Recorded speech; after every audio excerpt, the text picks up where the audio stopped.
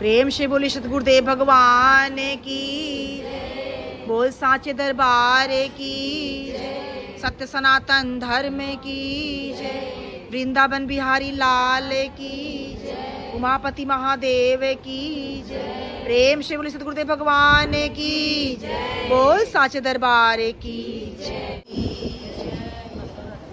परम पुरुष गुरुदेव जी, शाश्वत शांति निधान, बार बार दंडवत करूं सकल सुखों की खान, निस दिन जिनकी वंदना करते से महेश, शो निर्गुण सगुण भयो हरने जगत कले, गुरु के सुमिरन मात्र से नासत लीन अनंत, तात सर्व आरंभ में यावत है सब भजन एक बार, उसमें भी आते हैं झंझट। दिन भर में 3 बार भोजन है ना, सुबह दोपहर और जब जब भूख लगता है तब तब आप भोजन की तरफ भागते हैं। भोजन जो करने में बहुत होशियार है, लेकिन जब भजन में 1-2 घंटा बैठने की बारी आती है तो बड़े बहाने भी होते हैं। संत कबीरदास जी कहते हैं ना, कबीरा यह मन लालची समझे नहीं गवार, राम नाम में आलसी तो भोजन में होशियार। तो कैसे पेट भरने को बड़ा होशियार, हरि के भजन में बहाने हजार, पेट भरने को बड़ा होशियार, हरि के भजन में बहाने हजार, कैसे दिखाओगे भगवान को, कैसे दिखाओगे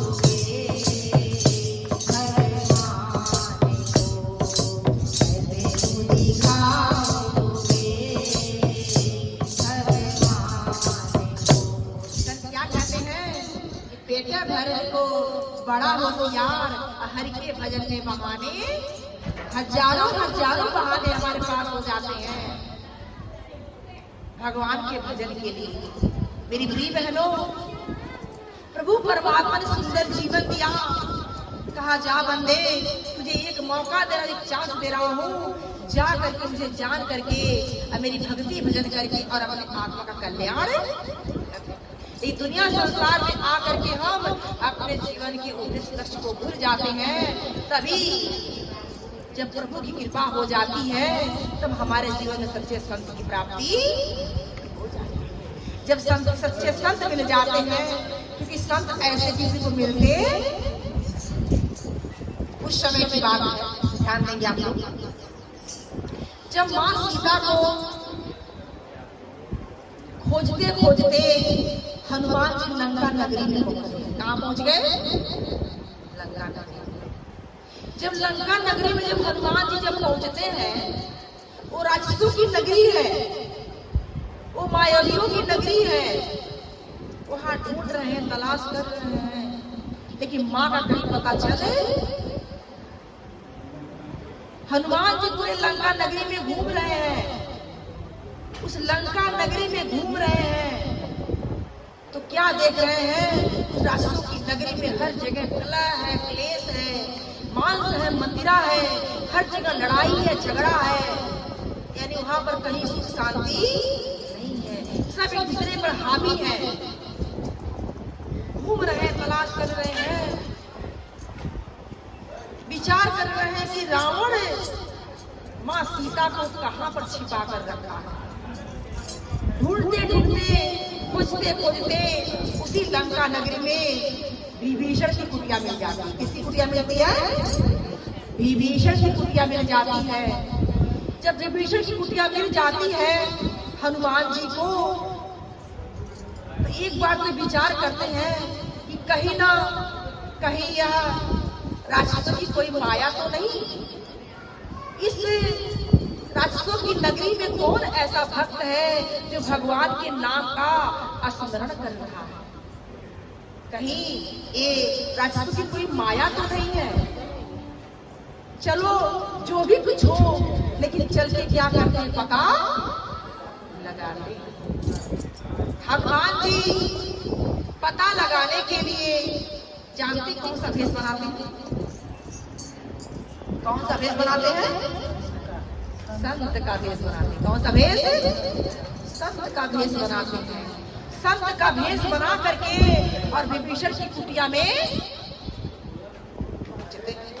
वहां पर जब पहुंचते हैं तो दरवाजा को खटखटाते हैं। तो कुटिया को खोल करके, दरवाजे को खोल करके विभीषण जी बाहर आते हैं। कौन आते हैं? विभीषण जी जब बाहर आते हैं, आप लोग हमारी बात समझ में आ रही है?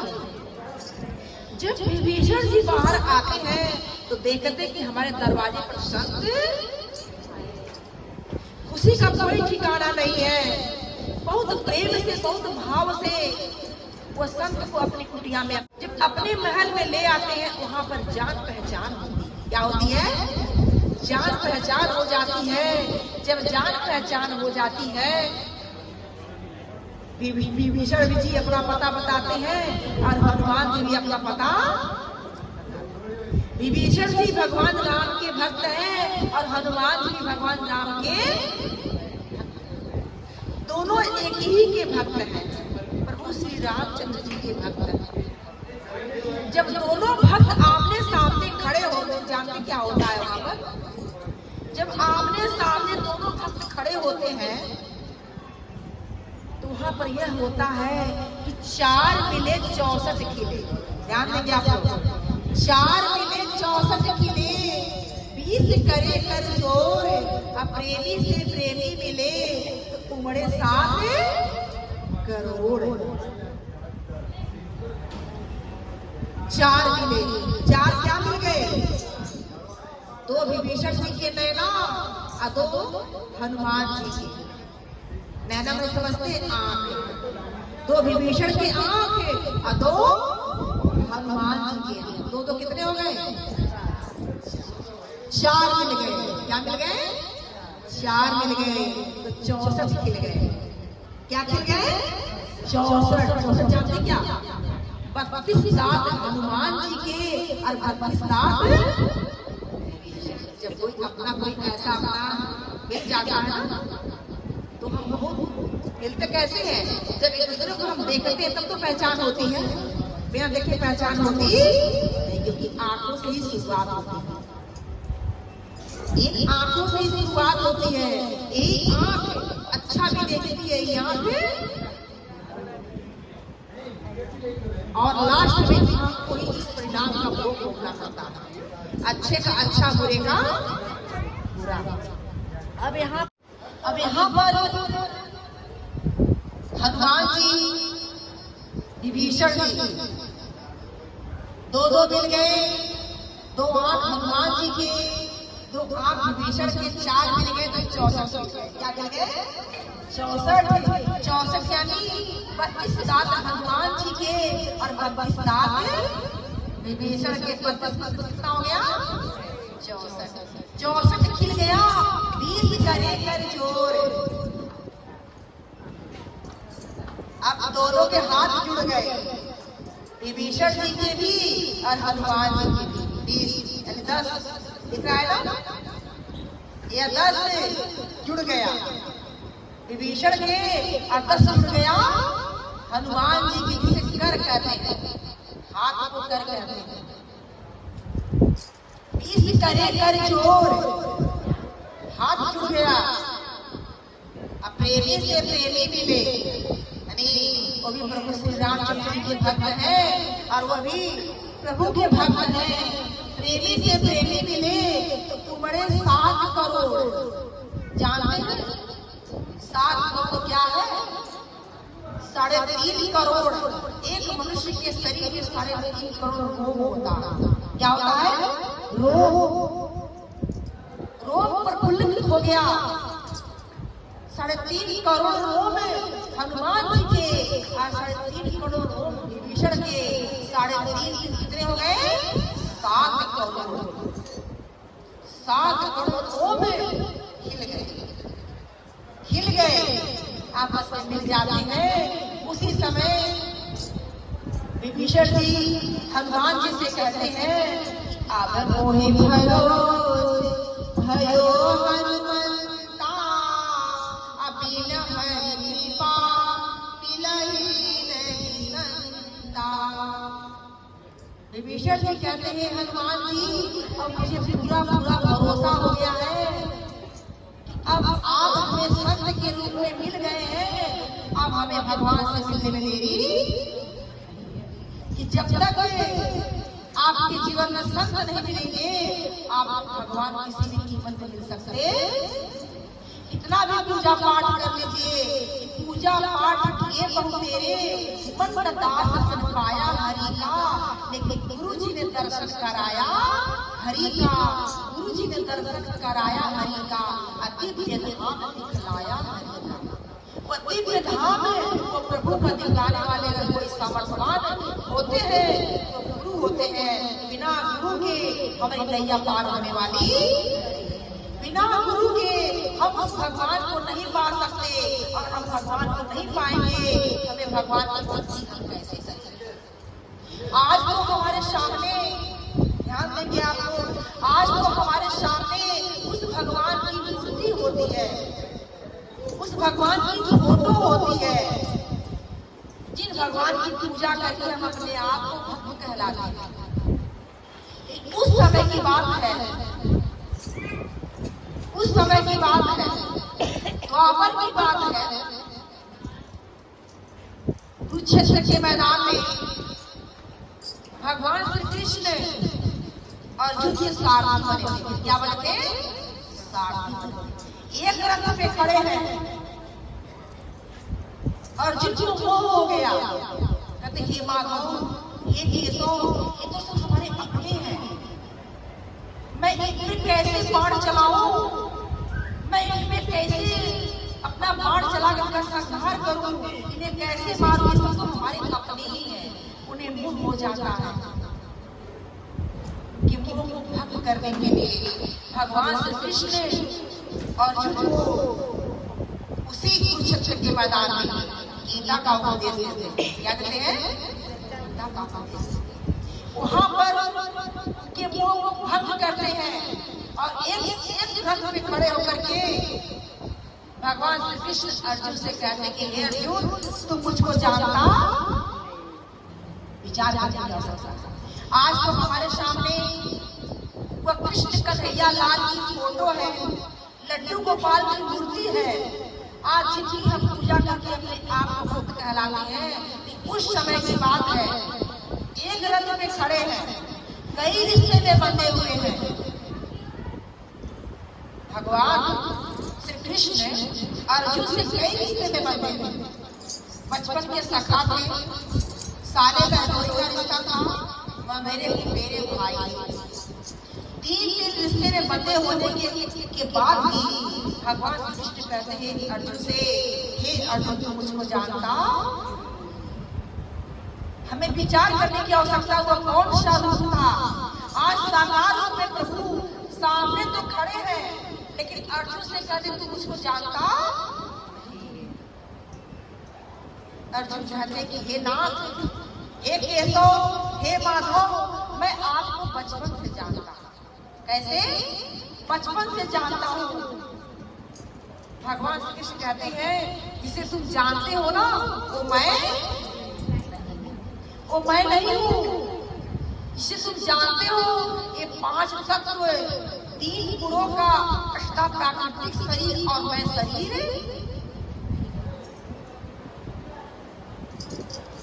अर्जुन कहते कि हे केशव, तो आपको जानने के लिए मुझे करना क्या पड़ेगा? आपको जानने के लिए मुझे करना क्या पड़ेगा? उस समय भगवान श्री कृष्ण कहते अर्जुन से तद्री पड़ी पातन पड़ी प्रश्न से या उपदेशते ज्ञानम ज्ञानम दर्शिना। हे अर्जुन, तुम किसी सप्तर्षि महापुरुष की शरण में जाओ। किसके शरण में जाओ? तत्वदर्शी महापुरुष की शरण में जाओ। जा करके वहां पर साष्टांग दंडवत प्रणाम करना। दादा बन के मत जाना। क्या बन के जाना? सेवक बन के जाना। वहां पर जाने के बाद साष्टांग दंडवत प्रणाम करना। वहां पर सेवा करना। क्या करना? सेवा करना। जब तुम्हारी सेवा से वो महापुरुष प्रसन्न हो जाए ना, वो सब प्रसन्न हो जाए ना, तब जाके तुमसे आत्मज्ञान, इस आत्मज्ञान के द्वारा तुम मुझको जान सकते, तुम मुझको पहचान सकते। यही बात भगवान अर्जुन से कहते हैं क्या? नाना शास्त्र पठेन लोगे नाना देव पूजनम और आत्मज्ञान बिना पार्थ सर्व कर्म निरर्थक। हे अर्जुन, अनेकों शास्त्रों का अध्ययन कर लो, कितना भी पूजा पाठ कर लो, लेकिन अगर तुम्हारे पास वो आत्मज्ञान नहीं है, ये सारे जितने भी कर्म करते हो ना, सब निरर्थक, यानी सब बेकार है। यही नहीं, संत कबीरदास जी भी यही सलाह देते क्या? खोजते ब्रह्मा थके सूर्य नर मुनि और देव, कहे कबीर सुन साधवा कर सतगुरु की। संत कबीरदास जी भी कहते हैं जिन्हें खोजते खोजते ब्रह्मा विष्णु महेश भी थक गए, अगर तुमको पाना है तो किसकी सेवा करनी पड़ेगी? कर सतगुरु की सेवा। जब तक आपके जीवन में संत नहीं हो मिलेंगे, आपको कभी किसी भी कीमत को भगवान मिल सकते, और भगवान नहीं मिलेंगे तो भक्ति कैसे करेंगे? किसकी भक्ति करेंगे? क्योंकि मान कर भक्ति करने वाला क्या होता है? तो कहते मानो देव नहीं तो, कहते हैं ना, मानो देव नहीं तो पत्थर। मेरी प्रिय बहनों, परमात्मा हो प्रभु पत्थर में तो है, कण कण में बस रहा, उसे कोई जगह नहीं खाली। जो जपते हैं नाम हरि के, उसके आप सहाय, अखाड़ की कृपा प्रकट में प्रहलाद जान। परमात्मा से कोई जगह खाली नहीं है। जरे जरे में है झांकी भगवान की, और किसी सूरज वाली आंख में पहचान, किसी सूरज वाली आंख में पहचान। हर जगह समाया हुआ परमात्मा है, उसे कोई जगह खाली नहीं है। लेकिन उसको पाने के लिए जब तक हम सतगुरु संत के चरणों का सहारा नहीं लेंगे, हम उसे किसी कीमत पा सकते नहीं है। ये हमारे सतगुरु हमारे शास्त्रों का दादा है। इसीलिए सब यही सलाह दे रहे हैं। भगवान श्री कृष्ण भी अर्जुन से कहते हैं तुम किसी सतगुरु महापुरुष के शरण जाओ। संत कबीरदास जी कहते हैं सतगुरु की सेवा करो। यहाँ पर भगवान विष्णु जी भी नारद जी से कहते हैं क्या? ये नारद, अगर तू मुझको जानना चाहता है तो किसकी शरण में जा? सतगुरु संत गुरु के शरण में जा, तब तू मुझको जान सकता है। ऐसे